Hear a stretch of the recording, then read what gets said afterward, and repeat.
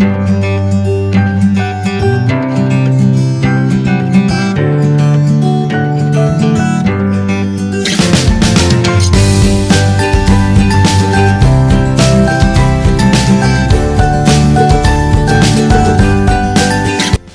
morning my students, how are you today?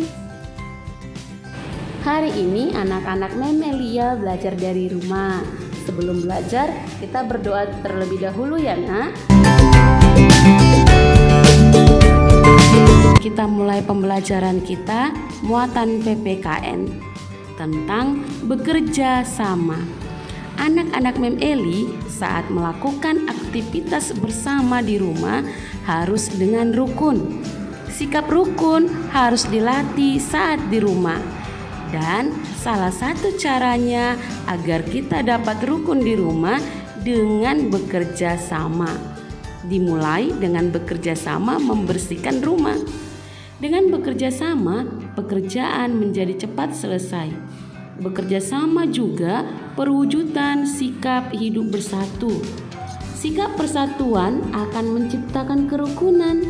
Sikap bersatu harus diterapkan dari dalam keluarga. Manfaat menjaga persatuan dalam keluarga.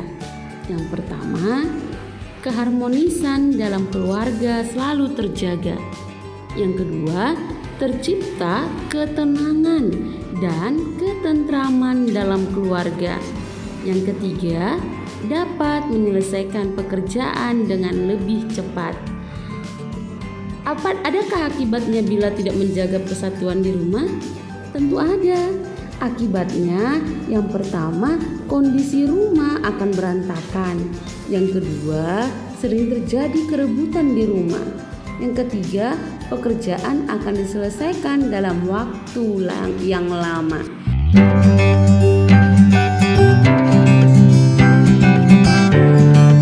Untuk aktivitasmu hari ini, coba ceritakan pengalamanmu saat melakukan kegiatan membersihkan rumah bersama keluarga.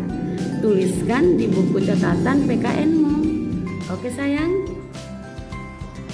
Sekarang kita lanjutkan belajar muatan SBDP tentang tekanan pada lagu. Kemarin kita sudah belajar tentang lagu Keranjang Sampah. Lagu tersebut dinyanyikan dengan tekanan kuat dan lemah. Tanda untuk menyatakan keras lembutnya lagu disebut tanda dinamik. Kemarin Ibu sudah jelaskan bahwa birama adalah suatu tanda untuk menunjukkan banyaknya ketukan dalam suatu ruas birama. Nah, sekarang tanda dinamik. Tanda dinamik adalah tanda untuk menyatakan keras lembutnya lagu. Ketetapan dinamika saat menyanyi menghasilkan suara yang indah. Dinamika lagu akan memengaruhi suasana lagu. Coba perhatikan tanda dinamika kuat lemah berikut. Garis tebal berarti dinyanyikan dengan kuat atau keras. Garis bergelombang berarti dinyanyikan dengan lembut. Baris yang tidak bertanda dinyanyikan biasa saja. Oke, sudah paham ya nak? Sekarang coba kamu pelajari lagi lagu Keranjang Sampah. Kita lanjutkan pembelajaran kita muatan bahasa Indonesia tentang makna kata. Makna kata dalam bahasa Indonesia merupakan hubungan antara ujaran dengan arti dari sebuah kata. Nah, dari sini bisa kita ambil juga bahwa makna kata juga dapat diartikan sebagai maksud yang terkandung dalam sebuah kata. Singkatnya, makna kata itu juga dapat disebut dengan arti kata. Paham ya nak? Contoh, kotor, sesuatu keadaan yang tidak bersih, penuh dengan sampah, penuh dengan debu dan lainnya. Penyakit, gangguan kesehatan yang disebabkan oleh bakteri, virus, atau kelainan sistem faal atau jaringan pada organ tubuh. Sehat, bebas dari penyakit, baik seluruh badan serta bagian-bagiannya. Rapi, baik, teratur, dan bersih. Kamu dapat mencari makna kata di kamus bahasa Indonesia. Oke. Nah, sekarang tugas anak-anak Mem Eli, coba baca bukumu halaman 17, menjaga kebersihan halaman rumah. Coba kamu baca ya, Nak.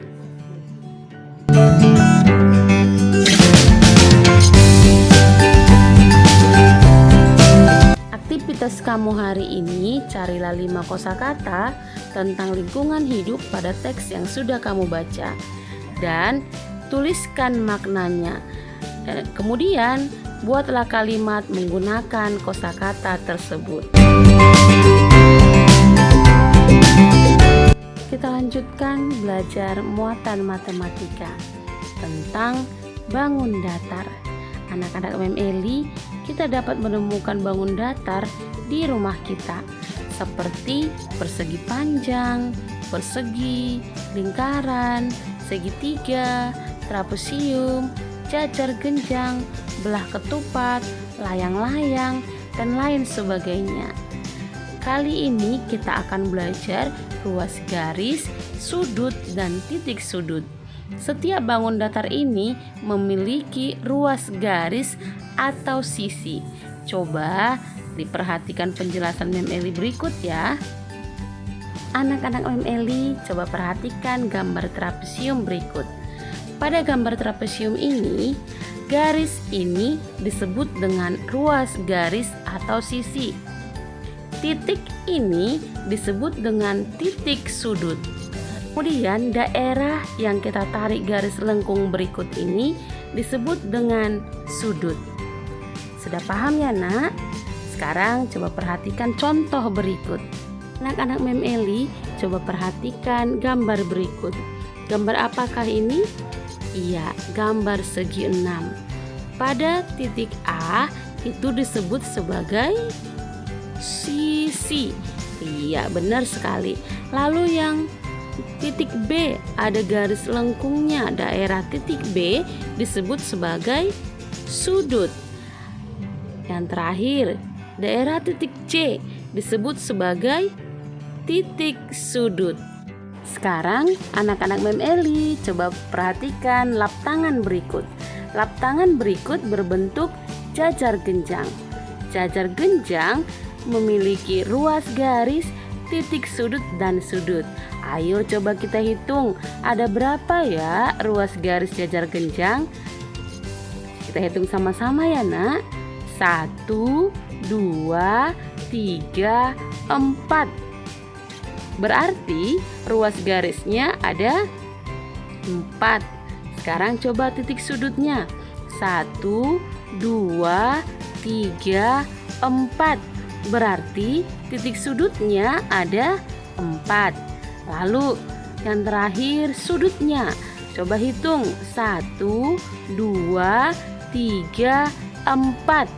Berarti sudutnya ada 4. Pada jajar genjang ada ruas garisnya ada 4, titik sudutnya ada 4, sudutnya ada 4. Sudah paham ya, Nak? Sekarang tugas anak-anak Mem Eli, coba tuliskan tabel berikut di buku matematikamu. Lalu kamu tuliskan 5 bangun datar. Kamu tentukan banyak sudutnya, banyak sisinya, dan banyak titik sudutnya. Selamat belajar, tetap jaga kesehatan. Tuhan memberkati.